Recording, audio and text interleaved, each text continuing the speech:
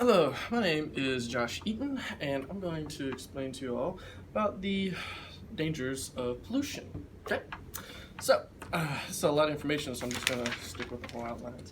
Anyway, go outside and take a deep breath. Fresh air has lost that title due to the rise of machinery in our modern age that has suspended the previous assumption that the air we breathe is actually clean for our daily uses. The concept of proportionate living through the generations of people is one that is now a relic of the past. The introduction of pollutants into the world, mostly in its biosphere, has extreme repercussions that we are currently unwilling to accept the extent of the severity, nor find ways to reverse its effects. Pollution is the introduction of contaminants into the natural environment which cause adverse change. Due to the prominence of this pollution, many people claim to never notice it or believe that it even exists, or that it's even a distant threat. This stems from the fact that the World Health Organization states that 33% of American cities exceed the standards for the pollution. Specialists at this organization feel as though 10 micrograms per cubic meter is a sign of pollution and is unhealthy for our daily use.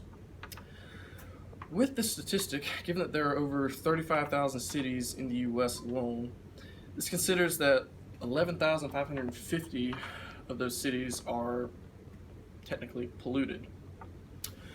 Factories that burn fossil fuels such as natural gas and oil, coal are common in these cities in particular. Places such as this not only pollute the air but also pollute the environment around, such as rivers, streams, forests, ecosystems, everything. From this, major water sources are left undrinkable, and land is seen as unsuitable for human use, whether it be agricultural or residential, causing like carbon monoxide to build up, trash and garbage landfills, all that essentially very bad.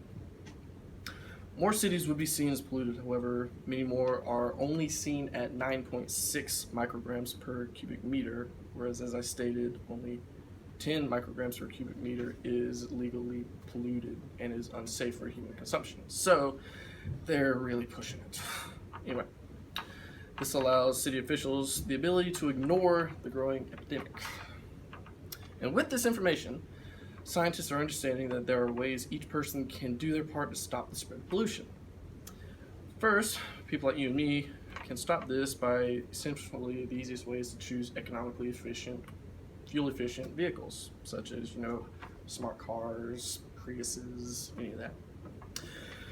Vehicles such as, the hybrid option offered by many places such as Toyota and, Mazda, essentially foreign cars as opposed to American-made models, because, These cars help extend the life of the fuel they're used by mixing it with other compounds and computers, which could change one tank of gas each week into several tanks, or into several weeks.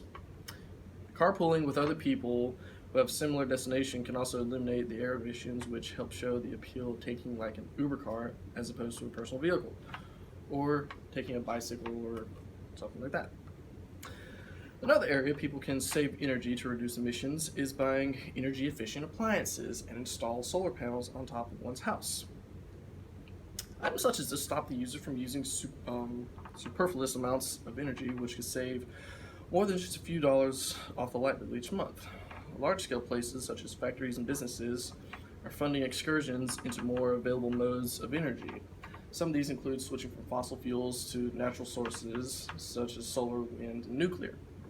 Those who do not comply with the current protocols are handed extremely heavy fines, as well as being blacklisted by environmental agencies. And the U.S. government is also enacting new laws to force change to occur.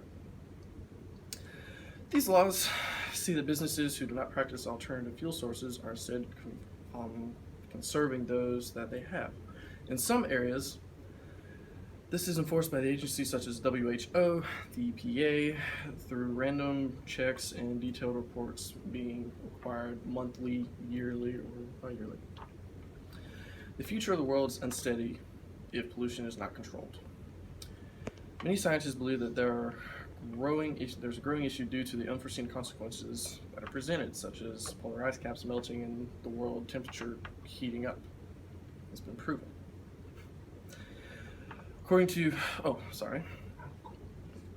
In places such as China, according to the WHO in 2017, children are developing severe asthma due to unchecked amount of factories among the tightly packed cluster of people.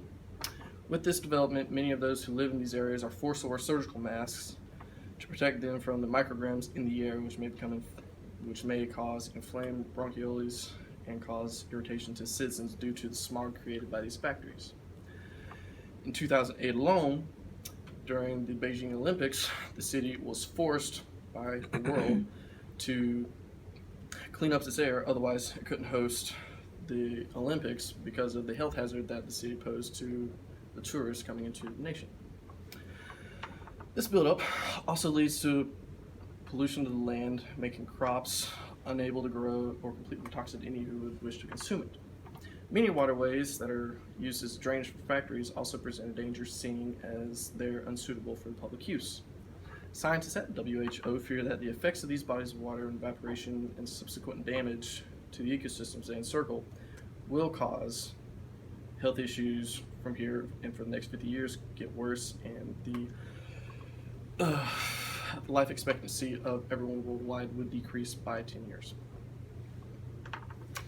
With every aspect that makes up this growing epidemic, it is the delusion that this is a distant threat which succeeds in halting progress.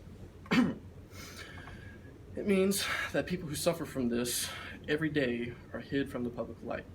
Together, all humans from every culture, race, and religion must bind together and help fight for a clear future that we can all enjoy. Thank you. That was very good, young man.